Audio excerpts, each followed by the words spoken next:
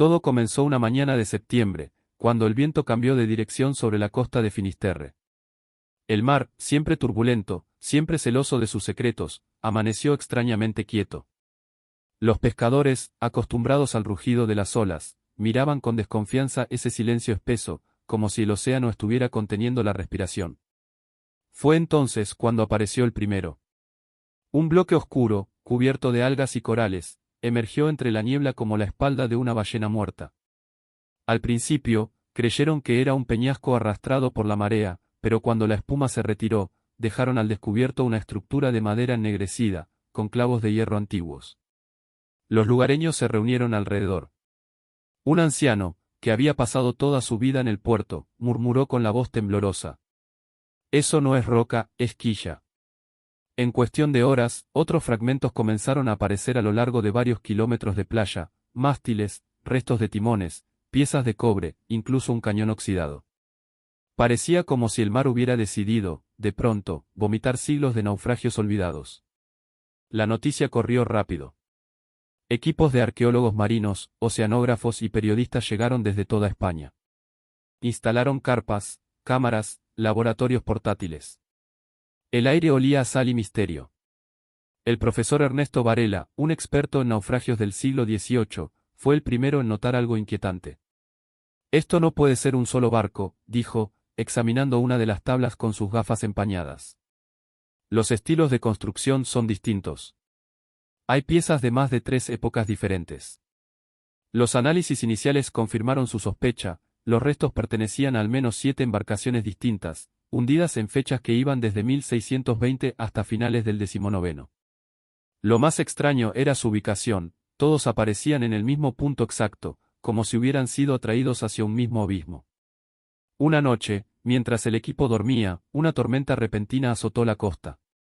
Al amanecer, el paisaje había cambiado, la arena estaba surcada de grietas y del agua asomaba una figura colosal, medio cubierta por el limo. Parecía una estatua. Los buzos bajaron. Lo que encontraron dejó a todos sin aliento. Era la proa de un barco gigantesco, mucho mayor que cualquier construcción naval registrada en los archivos históricos. Grabado en su costado, un nombre apenas visible, el aliento de Neptuno. Pero había más, dentro del casco, semienterrado, yacía un artefacto metálico, una especie de esfera del tamaño de un hombre, grabada con símbolos desconocidos. Al tocarla, uno de los buzos aseguró haber sentido una vibración leve, como un pulso.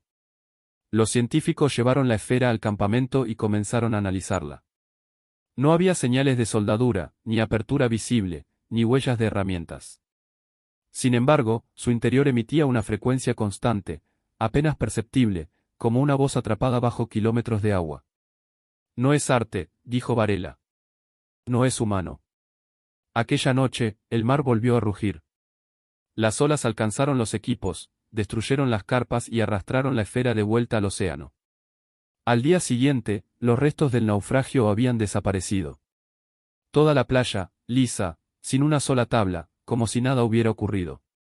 Solo quedó una marca en la arena, una espiral perfecta, del tamaño de una plaza, que se deshacía lentamente con el viento. Desde entonces, los pescadores dicen que, en las madrugadas de calma, se oye un zumbido bajo el agua, como un corazón metálico latiendo. Y algunos juran haber visto luces en el fondo del mar, moviéndose despacio, como si los barcos perdidos aún buscaran la superficie. Dicen que el océano guarda lo que ama. Y a veces, solo devuelve lo que quiere que recordemos. Pasaron 6 meses. El invierno había rugido sobre Finisterre, borrando cualquier huella de los naufragios.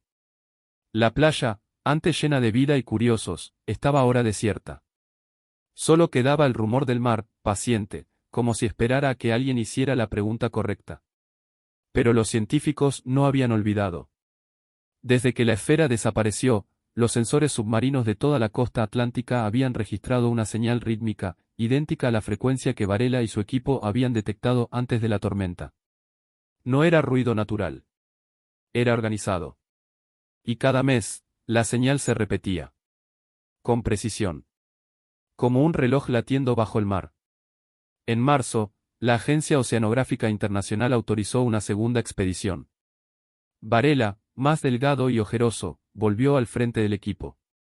Llevaba en su bolsillo un trozo de madera rescatado del primer naufragio, la única prueba de que todo había ocurrido. Esta vez, contaban con drones marinos, sensores magnéticos, y un barco de investigación equipado con lo último en sonar. El 12 de abril, mientras el mar estaba en calma total, la señal volvió. No desde Finisterre, sino desde el Atlántico Medio, justo sobre una falla oceánica donde, según los mapas, no debía haber nada. Si esa esfera fue arrastrada hasta allí, murmuró Varela, entonces alguien, o algo, la está moviendo. Zarparon de madrugada. Tras 4 días de viaje, el sonar detectó estructuras bajo el agua, formas simétricas, enormes, extendidas como las costillas de un animal antiguo. Cuando los drones descendieron, las cámaras captaron algo imposible. Allí, a 1000 metros de profundidad, yacía una ciudad. No una ciudad humana. Las calles eran canales tallados en piedra negra. Las torres se curvaban como conchas, y en el centro, sobre un pedestal de coral endurecido, estaba la esfera. Ahora abierta. De su interior emergía una luz azulada que pulsaba al ritmo del sonido que escuchaban en los instrumentos. Parecía respirar. Los buzos no podían acercarse demasiado, las brújulas se descontrolaban, y los cuerpos metálicos de los drones se apagaban uno tras otro. Entonces, uno de los científicos, la doctora Beltrán, notó algo: la frecuencia del sonido coincidía con un patrón de código Morse. No era aleatorio. Decía 3 palabras. No está vacío. La frase se repitió 3 veces. Después, el mar se agitó. Las cámaras mostraron la arena levantándose, girando alrededor de la esfera. Algo se movía dentro. Algo grande. El barco en la superficie comenzó a temblar. Los radares marcaron un desplazamiento súbito, como si un cuerpo masivo se hubiera elevado desde las profundidades. Los instrumentos se apagaron.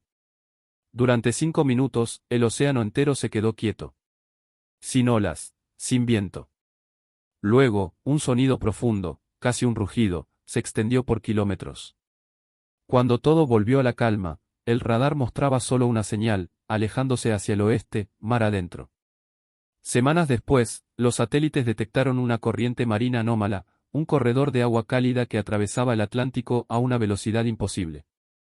En su centro, los sensores térmicos mostraron una forma circular, del tamaño de una isla, moviéndose lentamente hacia el fondo del océano. Varela escribió su último informe antes de desaparecer misteriosamente del puerto de Vigo. Solo dejó una nota en su escritorio. No eran naufragios. Eran advertencias. Y lo que el mar devuelve, siempre regresa por algo.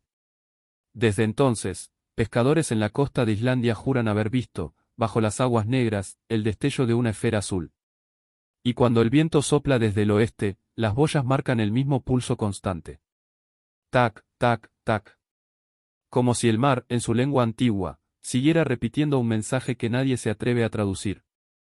Las investigaciones cesaron oficialmente al año siguiente.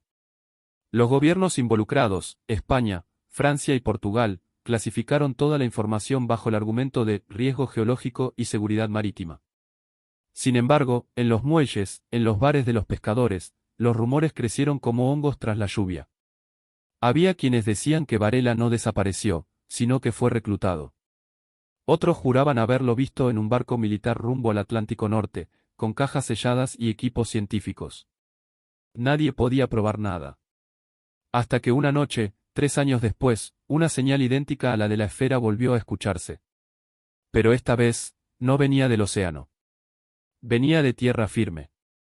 El punto exacto, una pequeña cala al norte de Finisterre, donde la arena parecía moverse sola con las mareas. Un equipo reducido de investigadores, liderado por la doctora Beltrán, la única sobreviviente del grupo original, acudió al lugar. Llegaron de madrugada. El aire estaba frío, salado, vibrante. Al excavar, encontraron algo bajo las dunas, un túnel de cristal oscuro, liso como obsidiana, descendiendo hacia las entrañas de la tierra. De dentro salía un murmullo grave, constante, idéntico al latido que habían escuchado años atrás. El sonido no provenía de máquinas, sino de agua. Descendieron con linternas y cámaras, y pronto el túnel se abrió en una cavidad gigantesca. Allí, en el centro, descansaba otra esfera, idéntica a la primera, pero partida en 2. Y dentro, no había nada metálico, ni cables, ni engranajes. Solo una forma humana, suspendida en un líquido azul. Parecía dormida. Un cuerpo joven, con ojos cerrados y piel translúcida. No respiraba, pero tampoco mostraba señales de muerte. A su alrededor, los sensores marcaban energía, pulsos eléctricos, algo que respondía a la presencia humana. No puede ser, murmuró Beltrán. Esto es, biológico. El cuerpo se movió. Apenas un gesto, los dedos de su mano se curvaron lentamente, tocando el interior del cristal. Las luces se apagaron. El murmullo del agua cesó. Y entonces, una voz, no en el aire, sino directamente en las mentes de quienes estaban allí, habló. Fui creado para cruzar el océano. Pero el océano me detuvo. Ahora, ustedes son el puente. Beltrán cayó de rodillas. La esfera comenzó a disolverse en el aire, dejando escapar una neblina luminosa que llenó la caverna. En medio de esa niebla, los investigadores vieron imágenes, barcos hundiéndose, hombres construyendo máquinas imposibles, mapas de rutas que unían continentes sumergidos. Eran recuerdos. No humanos. Del mar. Cuando la luz se desvaneció, la esfera había desaparecido, y en el suelo solo quedó una capa fina de sal, brillante como vidrio. Semanas después, los satélites detectaron algo nuevo, un resplandor azul bajo el Atlántico, extendiéndose lentamente hacia la costa, como si algo inmenso despertara bajo las olas. Las brújulas fallaban. Las mareas cambiaron. Algunos peces comenzaron a llegar muertos a las playas, con marcas luminosas en las escamas. Y una noche, un barco pesquero noruego captó una transmisión en su radio, en medio del ruido del mar. No está vacío, el océano recuerda. Desde entonces, los expertos dejaron de buscar naufragios. Porque comprendieron algo que nadie se atrevía a decir en voz alta. Los barcos no se habían hundido por tormentas o errores humanos. Habían sido tragados. El mar los guardó porque eran parte de un proyecto mucho más antiguo, un intento fallido de crear vida entre la sal y el acero. Y ahora, esa vida estaba despertando. Las noches sobre Finisterre volvieron a ser inquietas. En la marea baja, se ven destellos bajo el agua, figuras que no son peces, sombras que suben desde el fondo y se disuelven al tocar la superficie. Dicen los pescadores que el océano ya no duerme. Que late. Que respira. Y que pronto, muy pronto, vendrá a reclamar lo que siempre fue suyo. Las señales comenzaron discretas, como un rumor entre científicos. Ondas sísmicas sin explicación, detectadas simultáneamente en el Atlántico y el Pacífico. Los satélites mostraban patrones circulares en el fondo marino, como si algo gigantesco se moviera lentamente, respirando. En las costas de Galicia, la doctora Beltrán, ya envejecida, marcada por años de silencio forzado, observaba el horizonte cada amanecer. Desde la desaparición del equipo original, vivía sola, pero seguía recibiendo informes secretos de antiguos colegas. Todos decían lo mismo, el fondo marino está cambiando de textura. No es roca. Es tejido. Una noche, el cielo se iluminó con un resplandor azul. No era tormenta, ni aurora. Era una línea de luz que cruzaba el océano desde el Caribe hasta África.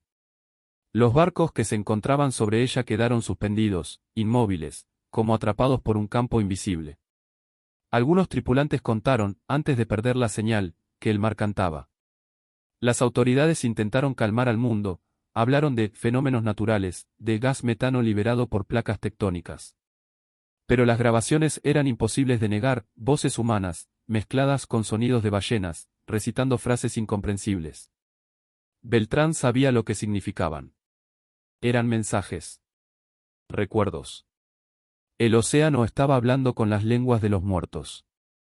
Una madrugada, caminó hasta la playa donde había encontrado la segunda esfera.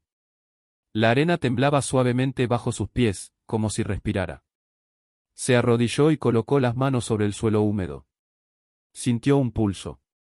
Un corazón. Y escuchó una voz, la misma de años atrás, murmurando desde las profundidades. Los hombres sembraron metal en mis venas. Me partieron en fragmentos. Pero sigo aquí. Aprendí de sus naufragios. Ahora les devuelvo lo que me dieron. El mar se retiró repentinamente, como si inhalara. Durante minutos eternos, el fondo quedó expuesto, esqueletos de barcos, huesos, estructuras metálicas que parecían vivas. Entonces, una muralla de agua se levantó en el horizonte. No una ola. Un ser. Gigantesco, translúcido, con la forma de una columna líquida coronada por luces interiores. Su superficie cambiaba como un espejo líquido, mostrando rostros humanos, animales marinos, fragmentos de historia. Era la memoria del océano hecha cuerpo. La humanidad lo observó desde satélites, desde playas, desde barcos que no pudieron huir. Algunos se arrodillaron, otros rezaron, otros filmaron. Nadie entendía lo que veía. El coloso se inclinó hacia la costa, su voz profunda retumbó como un trueno. No vine a destruir. Vine a recordarles que todo lo que hunden, sigue vivo en mí. La muralla de agua descendió lentamente, sin causar daño. Cuando el mar volvió a su lugar, algo había cambiado. El agua era más clara, los corales volvían a crecer y los restos de los naufragios habían desaparecido.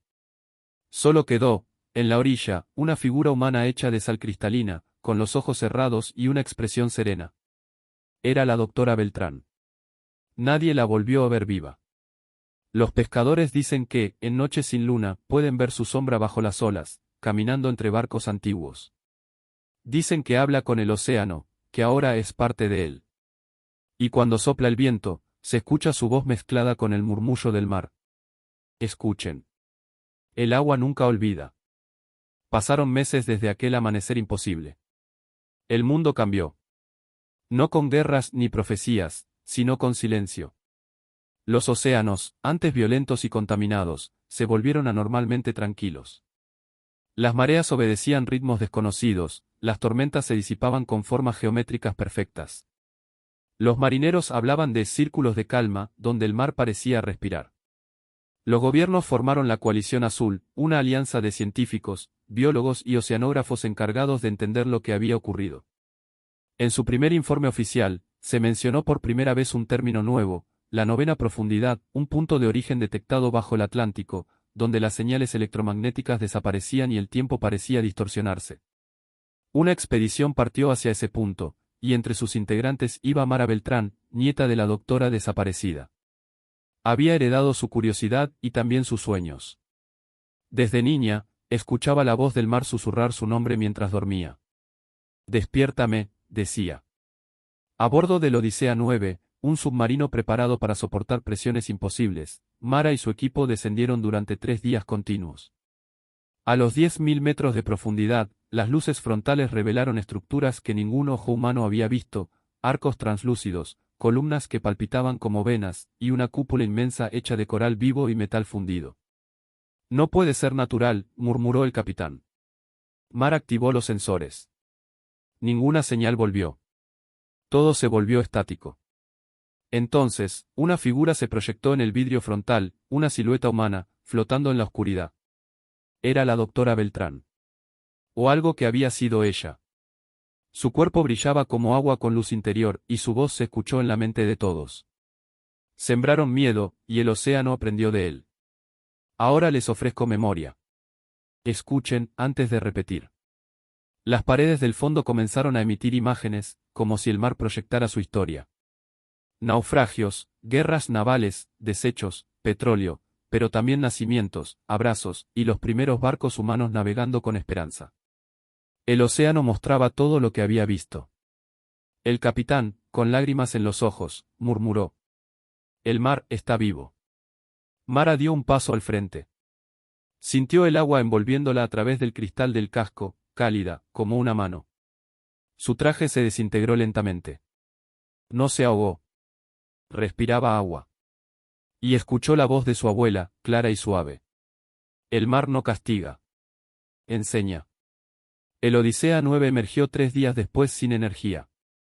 La tripulación, aturdida, no recordaba nada. Solo una cosa había cambiado, sus ojos. Todos brillaban con un tono azul profundo, reflejando olas. En el centro del laboratorio, encontraron una muestra de agua distinta, imposible de clasificar. Dentro de ella, algo flotaba, una semilla luminosa. Mara había desaparecido. Pero cuando llevaron esa semilla al mar y la arrojaron a las olas, el océano respondió con un suspiro. Semanas después, en todas las costas del planeta, comenzaron a aparecer árboles de agua, estructuras cristalinas que brotaban del mar, emitiendo luz azul y un canto que solo los niños podían entender. Las mareas se regularon. Los peces volvieron. Y cada noche, en las playas, cuando el viento sopla desde el horizonte, aún puede oírse una voz femenina, profunda y serena, diciendo: recuerden. El océano no olvida. Solo espera que ustedes aprendan. Años después del suceso de la 9ª profundidad, el planeta no volvió a ser el mismo. Las antiguas fronteras marítimas desaparecieron, porque el mar, ese viejo guardián de historias, había dejado claro que no pertenecía a nadie. Las costas brillaban de noche con los árboles de agua, cuyas ramas líquidas parecían cantar con el movimiento de las mareas. Las personas ya no los tocaban, se les rezaba. Algunos los llamaban los faros vivos, otros los testigos. Los científicos continuaron investigando, pero sus mediciones nunca coincidían. Cada intento de explicar el fenómeno terminaba en paradoja. El tiempo, bajo el océano, ya no se comportaba de forma lineal. Hubo quienes afirmaban que en ciertos amaneceres podían verse fragmentos del pasado, barcos antiguos navegando en reflejos fugaces, marineros saludando desde otra era. La coalición azul desapareció en silencio, absorbida por intereses políticos. Pero un grupo independiente siguió su labor, el Archivo del Agua. En su sede, una antigua cúpula junto a la costa asturiana, guardaban frascos con muestras del océano, cada una con una frecuencia distinta. Cuando alguien las agitaba, el agua emitía sonidos, no burbujas, sino voces. Y en una de esas voces, reconocible entre mil, estaba la de Mara Beltrán. Su mensaje era breve, repetido infinitamente. No busquen dominarlo. Escúchenlo. El mar recuerda lo que olvidamos. Con el tiempo, el mundo comprendió. Los niños nacidos después de la 9ª profundidad empezaron a mostrar una sensibilidad extraña, escuchaban murmullos en las olas, sabían cuando habría tormenta sin mirar el cielo, sentían tristeza cuando alguien contaminaba el agua. Los llamaban los hijos del mar. Una de esas niñas, de cabello oscuro y ojos color espuma, vivía en el mismo pueblo donde había empezado todo. Su madre decía que cada noche, la niña se levantaba, caminaba hasta la orilla y conversaba con el agua como si fuera una amiga. ¿Qué te dice el mar?, le preguntó un día. Que me espere, respondió ella, sonriendo. Dice que volverá a cantar cuando yo crezca. Y una madrugada, cuando las olas se alzaron como si respiraran profundamente, la niña se acercó al horizonte. Nadie la volvió a ver. Solo encontraron, en la arena, un caracol de cristal que aún hoy, al acercarlo al oído, deja oír una voz que no es humana ni marina, sino ambas cosas a la vez. Nada se hunde.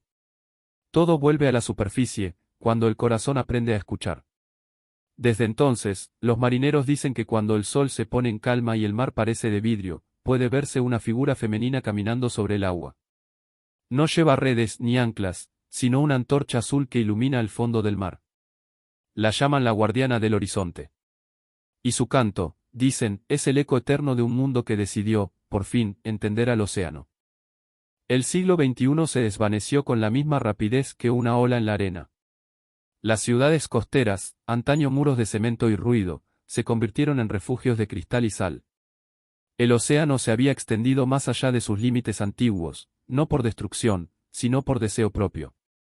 Las aguas caminaban lentamente tierra adentro, inundando ruinas y calles, pero sin violencia, como si vinieran a reclamar lo que les pertenecía, con la calma paciente de quien ha esperado milenios. Los árboles de agua se multiplicaron. Algunos crecían en mitad de los desiertos, alimentados por humedad invisible. Otros flotaban en el aire, como medusas transparentes que destilaban lluvia pura.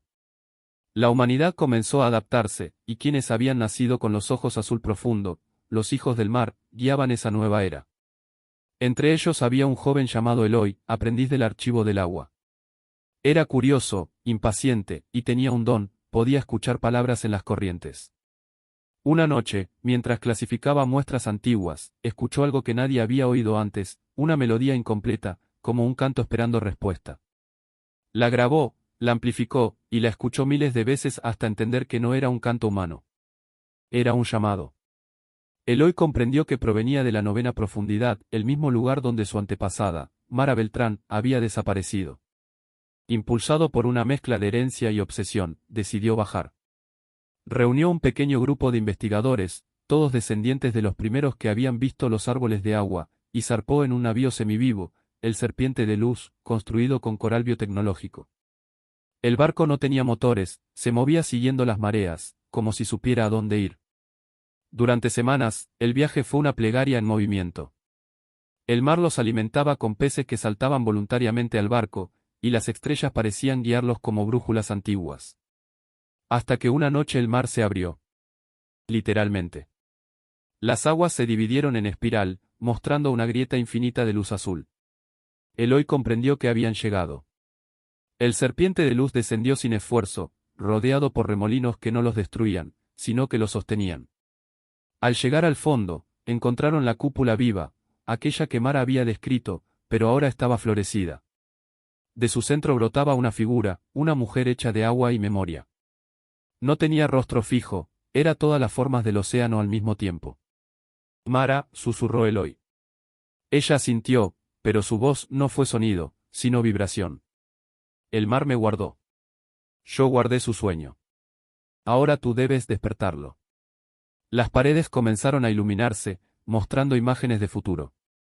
Nuevos continentes formándose bajo el mar, ciudades flotantes, humanos viviendo en simbiosis con criaturas bioluminiscentes. Una humanidad nueva, no separada del océano, sino unida a él como un solo cuerpo. Eloy dio un paso adelante. El agua se elevó, envolviéndolo como un manto. Por un instante, su cuerpo se volvió traslúcido. Y cuando el Serpiente de Luz emergió nuevamente a la superficie, Eloy ya no era completamente humano. Sus ojos brillaban como las profundidades mismas, y su voz tenía eco de marea. A partir de ese día, caminó por las playas, hablando con las olas. Decía que el océano se preparaba para hablar de nuevo, esta vez no solo con los que escuchaban, sino con toda la tierra. Porque el mundo, comprendió, no estaba terminando. Estaba respirando. Y el respiro era azul. El día que el océano habló, el mundo entero escuchó. No fue un rugido ni una tormenta, sino un susurro suave que recorrió todos los ríos, lagunas, fuentes y lágrimas humanas. La voz del agua se filtró en los sueños, en las ondas del aire, en la lluvia que caía sobre los tejados. Recordad quiénes sois. He vuelto para sanar lo que olvidaron. Aquel día fue llamado el despertar azul. Los satélites registraron un fenómeno imposible, una misma frecuencia emitida desde todos los mares al mismo tiempo. Las plantas crecieron con velocidad inusual. Las enfermedades acuáticas desaparecieron. Y los hijos del mar, los de ojos luminosos, sintieron algo abrirse dentro de ellos, como si una memoria colectiva emergiera desde lo más profundo de su sangre. Entre ellos, Eloy, ahora mitad humano y mitad océano, se convirtió en el primer mediador entre ambas especies. Vivía en Aqualuz, una ciudad erigida sobre una gran corriente marina, donde las casas flotaban sostenidas por raíces vivas. Los humanos y las criaturas del océano compartían allí un nuevo idioma, una mezcla de sonido, luz y vibración. Los antiguos instrumentos habían sido reemplazados por órganos de agua, estructuras que cantaban al contacto del viento. Pero la armonía no fue eterna.